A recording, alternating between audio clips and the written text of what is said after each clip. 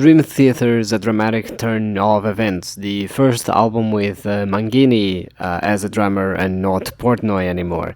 And yes, it has been that fucking long. Uh, Overall, and I'm gonna be honest, and I'm gonna just come out and say it, it's one of my favorite albums, alongside Dramatic or not. That's this album, the Metropolis Part 2, Scenes from a Memory. Those are my two favorite Dream Theater albums, and I mean, you can probably guess as to why I like this album as much if you've watched my other review, because yeah, they do pretty much like very similar things, except this album is a bit more, I guess, on the heavier side, and it's more of in the uplifting side rather than trying to tell a story. This album definitely doesn't feel as fun, I would say, but it goes much harder on like the melodies, and it goes much harder on Labrie singing and everything. So it compensates, I guess. It actually has quite a few ballads, and that's the thing. Like a lot of the songs, even the more prog ones, do feel like they have a lot of ballads in them, or like they do feel more like regular songs than necessarily just prog songs, I guess. Which is a huge departure in terms of Dream Theater, because a lot of their stuff, especially when it comes to a lot of moments in the songs, do feel like they're just like, oh yeah, we're really good at playing instruments. Yeah, this is the portion where we like show that and we have fun with that. This album doesn't really have that many moments like those. Well, I mean, it does, but they don't feel like it has a lot of moments like those, which I actually enjoy because it makes the songs feel way like better. It makes the songs feel just more like a song rather than a prog song. You know what I mean? This is why, to me, the Breaking All Illusions is just a goated song, and it's my absolute favorite in this entire album, at least outside of the ballads, because when the mood is right, the ballads really hit hard, especially when you're like feeling sad and you need more uplifting songs. Like Beneath the Surface is a very uplifting song, honestly. I never imagined that a Dream Theater song would make me feel really good about myself, or at least like lift my spirits up. But that's what the point that I guess where we're at this point.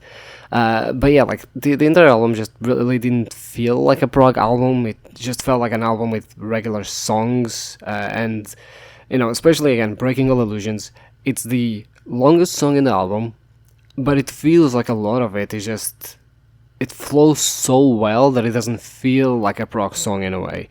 It just doesn't feel like your regular Dream Theater prog song type thing. If anything, I would say that Breaking All Illusions just feels like the most, I guess, not basic song of the album. What's the word that I want to use for it? It's not basic, but it's approachable. It's the most approachable. It's the one that fits the most seamlessly with everything. Like, this is the song that I would expect, most bands type of thing to release, obviously without the technical aspects, but yeah, like it's honestly peak Dream Theater. I think Breaking All Illusions is peak Dream Theater in my opinion. It combines everything. It's not just a seamless song, but it has good instrumentals by every member of the band. It has a very catchy chorus as well. Labrie does great on it, and again, like the entire song just transitions very well between one portion to the other, and it gives you just an entire experience all on its own. So yeah, overall, I'm a huge fan of this album, and even then, like even other song. I think that what's the name of the song? Let me check. I have it here. Yeah, Lost Not Forgotten. Lost Not Forgotten is probably like the, I guess, somewhat weakest song on the album. I still love it, but it's the one that doesn't really do as much for me in my opinion. But yeah, I mean the rest is just really good. On the Back of Angels is probably more of the old school song in this album, because it does feel a bit more I guess devious and interesting, like a lot of the older Dream Theater songs. But yeah, I mean, the rest of the songs are all very uplifting. Build Me Up, Break Me Down, This Is the Life, Bridges in the Sky, Outcry, Far From Heaven. All of them are just very uplifting. Like this album is a very like good personal journey, I would say. It's very good to just cleanse yourself from whatever it is that is kind of happening with you and just sort of forget about the world for a moment. This album sort of gives you hope, I guess. I guess that's a good way to put it. It's very emotional as an album.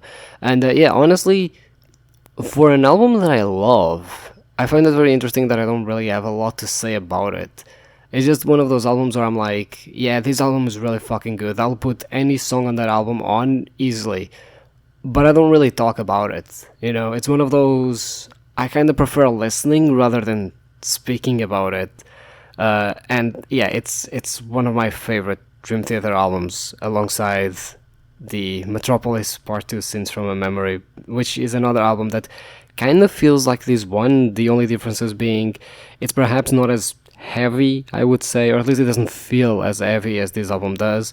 And this album doesn't feel as fun, it just feels more, uplifting. And so instead of having like the story, like sort of the mystery and everything, you simply end up having more of a, I guess, deeper talk with yourself, if I had to pinpoint it. So yeah, overall, I'm very pleased with this album. If you can just realize from my praise towards it, and to me it's a 10 out of 10. And if you excuse me, I'm now gonna keep listening to Beneath the Surface.